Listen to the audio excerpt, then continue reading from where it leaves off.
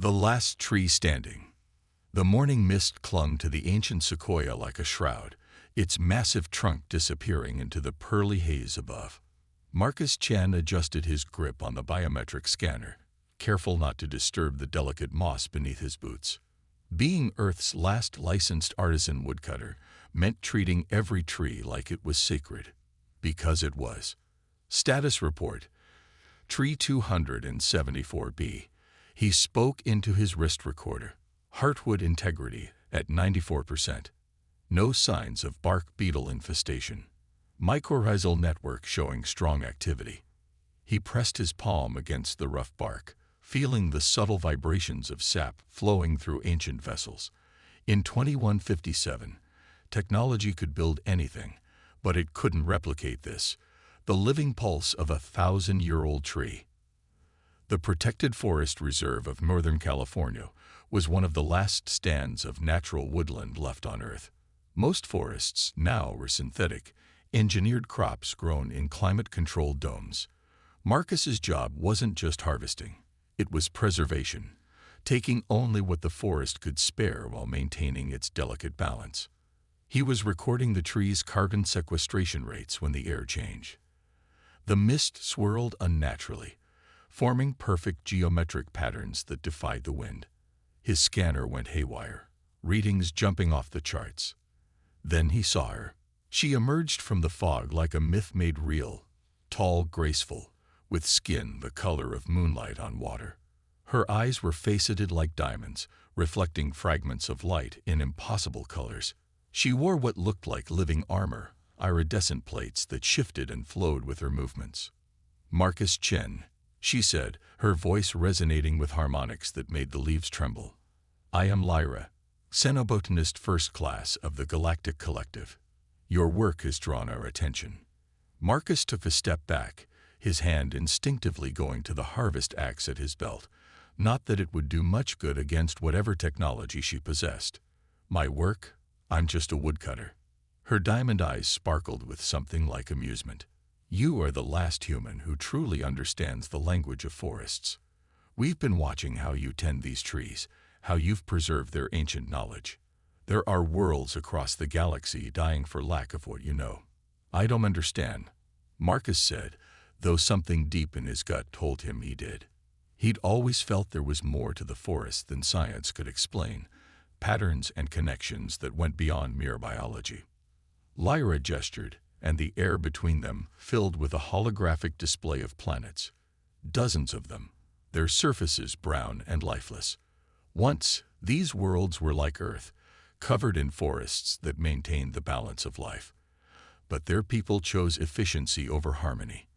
They replaced their forests with synthetic alternatives, thinking technology could replace nature's wisdom. Now their artificial ecosystems are failing, and they don't know why. And you think I can help? Marcus asked, his voice skeptical but his heart racing with possibility. Your species has something unique, an ability to connect with natural systems in ways our science can't fully explain. And you, Marcus, you've refined that connection into an art. We need you to help us understand how Earth's forests work, how they think, how they heal. Before it's too late. The sequoia creaked above them, as if offering its own opinion. Marcus looked up at its mighty crown, thinking of all the secrets these trees had taught him over the years. These trees are my responsibility. I can't just leave them. Lyra's armor rippled like water in moonlight. What if I told you that by leaving, you might save not just this forest, but countless others across the galaxy? The knowledge you possess, the real, lived understanding of how a forest thinks and breathes, it's more valuable than any technology we possess. A cool breeze stirred the mist, carrying the scent of pine and earth. Marcus thought of his father, who had taught him to listen to the trees, and his grandmother, who showed him how to read the stories written in bark and leaf. He thought of all the forests humanity had lost, and all the ones that might still be saved. I'll need my axe, he said finally. Lyra's expression shifted into something that might have been a smile. Of course. Sometimes the old ways are the best ways. Are you ready to see what a real alien forest looks like? Marcus took one last look at the sequoia, its ancient bulk disappearing into the mist above. Then he nodded, accepting whatever strange fate had chosen him for this impossible task. The mist swirled around them, and the solid ground beneath his feet began to fade. The last thing he heard before reality shifted was the deep, approving groan of the ancient tree, bidding farewell to its faithful guardian as he departed to save forests among the stars. Seeds of truth. The alien ship's bioengineered corridors pulsed with soft light, reminding Marcus of phosphorescent mushrooms he'd once found growing on a fallen redwood. But everything here felt wrong. Too perfect, too structured. Even the air tasted artificial, scrubbed clean of the rich organic compounds that gave forest air its life-giving quality. "Your Earth forests," Lyra said, leading him through the living vessel. "They're different from any we've encountered. Most planetary ecosystems follow predictable patterns, but yours." She paused at a viewing portal, revealing a star field so dense it looked like diamond dust scattered on black velvet. "Yours break all the rules." The portal shifted, showing images of various alien worlds. Each displayed perfectly geometric forests, trees growing in precise patterns, their branches forming mathematical fractals too perfect to be natural. "This is how life evolved on most worlds," Lyra explained. "Ordered, predictable, easy to replace with synthetic alternatives. But Earth." The image changed to a bird's-eye view of Marcus's forest. The trees grew in seemingly chaotic patterns, a beautiful mess of interconnected life. "Your forests embrace chaos. Adapt to it, thrive on it. That's why our synthetic replacements fail. We don't understand the role of chaos in sustaining life." Marcus thought about the countless hours he spent learning to read the forest's seemingly random patterns. "It's not chaos," he said quietly. "It's a different kind of order, one you have to feel rather than measure." Lyra's faceted eyes glimmered. "Exactly. That's why we need you. The collective has spent centuries trying to save dying worlds with technology, but we're losing. The harvesters strip mine planets of resources, leaving dead worlds in their wake. We replace the forests with synthetic ones, but they always fail within a generation." She led him into what appeared to be a vast greenhouse, but unlike anything on Earth, alien plants filled the space, their structures defying terrestrial biology. Yet Marcus could see they were dying. Their colors faded, their forms drooping despite the perfectly controlled environment. "These are samples from a dozen worlds," Lyra said, her voice heavy with concern. "We've tried everything in our power to save them. But perhaps we've been trying too hard to control everything." Marcus approached a particularly strange specimen, something like a tree but with crystalline branches that seemed to phase in and out of normal space. He reached out, hesitated, then at Lyra's nod, placed his hand on its trunk. The surface felt wrong, too regular, too planned. "Your environmental controls," he said slowly, "they're too perfect. Life needs variation. Stress, even. Trees grow stronger when they have to fight the wind. They develop better immune responses when faced with parasites and diseases." He looked around the sterile chamber. "You're protecting them to death." Lyra's armor rippled with interest. "You can tell all that just by touching it." "No," Marcus smiled. "I can tell because I've spent my life watching trees fight and grow and die, and come back stronger. Nature isn't about perfection. It's about adaptation, change, growth through adversity." An alarm suddenly blared through the ship, its organic walls pulsing with red warning lights. Lyra's expression hardened. "The harvesters," she said. "They found us. They don't want us learning Earth's secrets.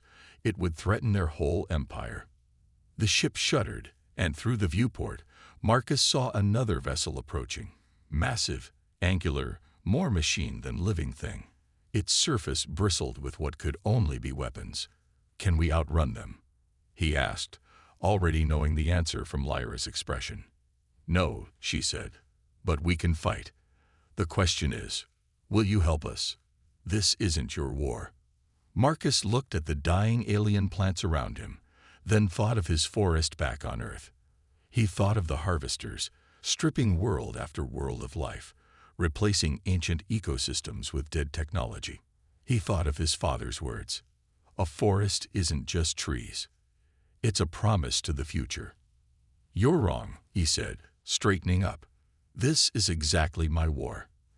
Now tell me what you know about these harvesters. If they're like any parasite I've dealt with, they must have a weakness. Lyra's armor shifted into something more battle-ready. They think like machines, linear, predictable. They never expect chaos. Marcus smiled, feeling more certain than he ever had among his Earth forests. Now we teach the stars how to grow wild again. But even as they celebrated their discovery, warning signals flashed across Lyra's armor. The harvesters had found them. And this time, they had brought their entire fleet. The final battle for the galaxy's soul was about to begin. Roots of home. The Harvester Armada blotted out the stars, 1,000 ships moving with mechanical precision.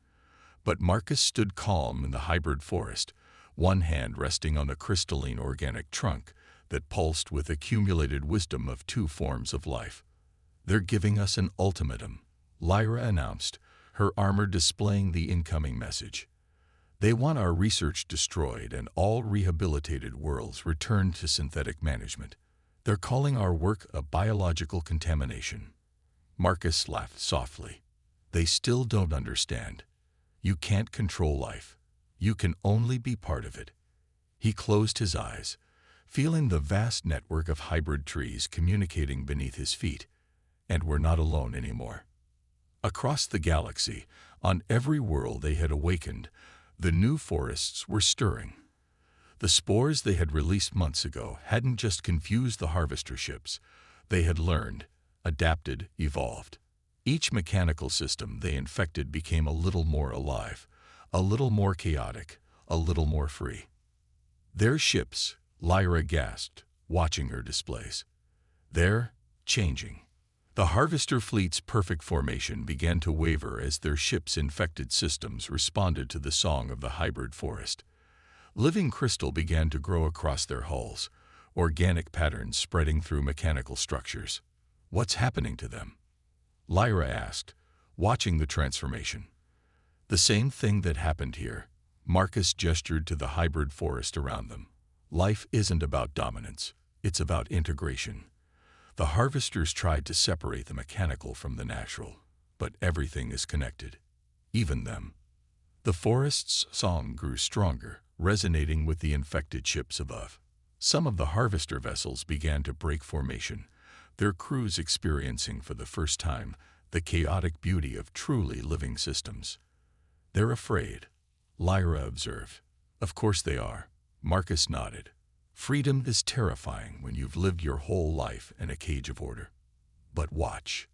Above them, more and more ships broke free from the fleet's rigid patterns. Living crystal bloomed across their hulls like flowers after spring rain. The remaining unchanged vessels opened fire, but their weapons found no purchase against ships that now moved with the unpredictable grace of falling leaves. Your Earth, Lyra said suddenly, understanding dawning in her crystalline eyes. It wasn't a random choice for preservation, was it? Somewhere in your planet's past, we had our own harvesters, Marcus finished. Our own age of trying to control nature instead of working with it. But Earth remembered. In our forests, in our blood, in the way we learned to dance between order and chaos, we remembered what the galaxy forgot. The battle above them wasn't really a battle at all, but a transformation. Ship by ship, the harvester fleet was awakening to a new way of being. Some fled, their mechanical minds unable to accept the change. Others surrendered to it, their forms becoming beautiful hybridizations of technology and life. As the last shots faded from the sky, Lyra turned to Marcus. What now? The galaxy is changing. Every world we've touched is growing in ways we never imagined possible. Marcus looked up at the stars, then back to the forest that had started it all. Now we go home. Earth's forests have more secrets to teach us, and he smiled, touching the hybrid tree one last time. "I think the galaxy is finally ready to learn." The tree pulsed beneath his hand, its crystalline branches chiming with a sound like laughter. Above them, the transformed ships danced in patterns that were neither mechanical nor organic, but something gloriously in between. Besides, Marcus added, someone needs to explain to the Global Forest Council why Earth's last woodcutter started an interstellar revolution. Lyra's armor rippled with amusement as they headed back to their ship. Behind them, the hybrid forest continued its song, a melody of life and change that would echo across the stars for generations to come. In the end, it hadn't been advanced technology or military might that saved the galaxy. It had been something much simpler, the wisdom of Earth's forests, teaching the stars how to grow wild and free once more. And somewhere in the vastness of space, a former woodcutter smiled, knowing that every forest, whether of wood or crystal or stardust, had stories to tell, if only you knew how to listen. As they plotted a course to the nearest failing ecosystem, Marcus thought about how far he'd come from his simple life among Earth's last trees. But some principles he was learning were universal. Life found a way, chaos bred strength, and sometimes the smallest changes could cascade into the biggest revolutions. The ship hummed around them, its systems already incorporating the lessons learned from their battle. Like a forest after a fire, they would emerge stronger, ready to spread new life across the stars. Forest of stars. The dying world beneath them looked like a faded photograph, all browns and grays where there should have been vibrant colors. Marcus stood at the viewport of Lyra's ship, studying the lifeless landscape of what had once been a forest planet. Kilara Prime, Lyra said softly, once home to crystal forests that sang in the wind. Now, she gestured at the barren surface. Their synthetic replacements failed within a decade.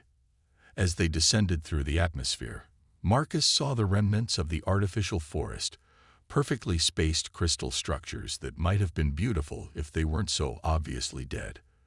But among the geometric ruins, he spotted something that made his heart race. "There," he pointed. "Take us down there." In a small valley, barely visible among the artificial ruins, a patch of irregular crystal growths caught the alien sun. Unlike the rigid forms around them, these crystals grew in organic patterns, reaching toward the light in spiral patterns that reminded Marcus of Earth's Fibonacci sequences. They landed near the patch, donning protective suits before stepping out onto the dusty surface. Up close, the living crystals were even more beautiful and more familiar. "These weren't planted," Marcus said, kneeling to examine their structure. "They're wild. Mutations of your synthetic forests that found a way to adapt." He placed his hand on one of the crystal trunks, feeling the faint vibration of energy flowing through its lattice. "Impossible," Lyra breathed. "The synthetic forests aren't capable of mutation. They're designed to be stable, unchanging." "Life finds a way," Marcus quoted, smiling behind his helmet. "Your perfect designs didn't account for one thing: the soil beneath them. It remembers, it evolves, and eventually it teaches even artificial life how to grow naturally." He stood, looking across the valley. "The solution isn't to replace the dead forests, it's to help them remember how to live. We need to wake up the soil." Over the next weeks, Marcus and Lyra worked tirelessly, applying lessons from Earth's forests to alien worlds. They collected samples of the mutated crystal trees, studying how they had adapted. Marcus showed Lyra how to read the subtle signs of life in seemingly dead environments, how to nurture the chaos that led to natural growth. On world after world, they found similar patterns, small pockets of adaptation, where artificial order had given way to natural chaos. Each success built on the last, as if the galaxy itself was remembering how to grow wild again. "The harvesters won't like this," Lyra warned one day, as they watched a newly awakened crystal forest begin to chime in the wind. "Their whole empire is built on controlling nature, not working with it." "Let them come," Marcus said, his voice firm. "Every world we wake up is another world that knows how to fight back. Not with weapons, but with life itself. Their work had not gone unnoticed. Reports came in of harvester fleets acting erratically, infected by the spores from their earlier battle. More importantly, worlds that had resigned themselves to death were showing signs of rebirth. But their greatest discovery came on a small moon at the edge of known space. There, they found something impossible: a hybrid forest of crystal and organic matter, growing together in perfect symbiosis. "This shouldn't exist," Lyra said, her sensors struggling to comprehend the readings. "Organic and crystal life can't combine like this. It defies every law of xenobiology." Marcus watched as a crystal branch grafted itself seamlessly into an organic trunk. Maybe that's been the problem all along. Too many laws, not enough trust in life's ability to surprise us. He reached out to touch the hybrid tree, and for a moment, he felt something vast and ancient stir in response. A network of awareness that stretched between stars. The tree was part of something larger, something that had been waiting for someone to remember the old ways of growth and change. "The galaxy isn't dead," he said, understanding flooding through him. "It's just been dormant, waiting for someone to wake it up. And now." A sound like distant chimes filled the air as the hybrid forest began to resonate with something deeper than music. Above them, the stars seemed to pulse in rhythm with the forest's song. "Now what?" Lyra asked, her crystalline eyes reflecting the light of 1,000,000,000 possible futures. Marcus grinned. "Then let's show them how Earth does chaos. First lesson from Earth's forests. Sometimes a little wildfire is exactly what an ecosystem needs to grow stronger." The enemy ship grew larger in the viewport, its weapons charging. But Marcus felt strangely calm. He'd spent his life learning from the most resilient life forms on Earth. Now it was time to put those lessons to use among the stars. Growing resistance. The harvester ship loomed before them like a mechanical mountain, its surface a maze of sharp angles and weapon ports. But Marcus had spent his life reading patterns, and even in this alien threat, he saw them. "Look at how they move," he said, pointing to the holographic tactical display. "Like a clearing crew taking down a forest. Systematic, row by row. They never deviate from their pattern." Lyra's living ship shuddered under another assault.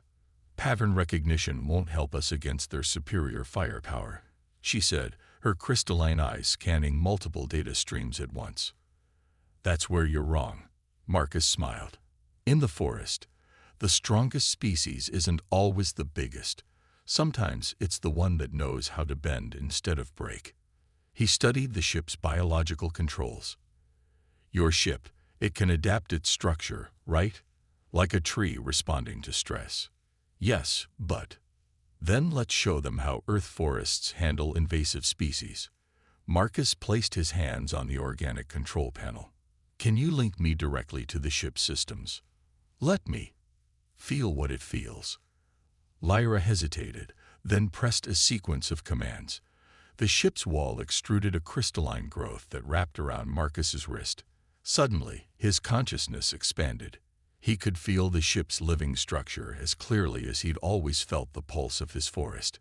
"Now," he said, eyes closed in concentration, "let's try something chaotic." The living ship responded to his guidance, its structure shifting unpredictably. Instead of trying to dodge the harvester's attacks in a logical pattern, they moved like a leaf in the wind. Random, erratic, impossible to predict. "Impossible," Lyra whispered, watching the harvester's shots miss again and again.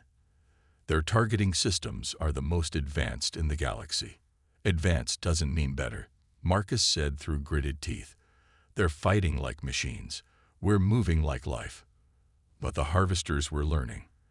Their massive ship began to break apart, transforming into smaller, more maneuverable units. "They're adapting," Lyra warned. "Good," Marcus said, "because so are we." He reached deeper into his connection with the ship, remembering everything he knew about how forests defended themselves. "You said your ship can reconfigure itself. Can it produce spores?"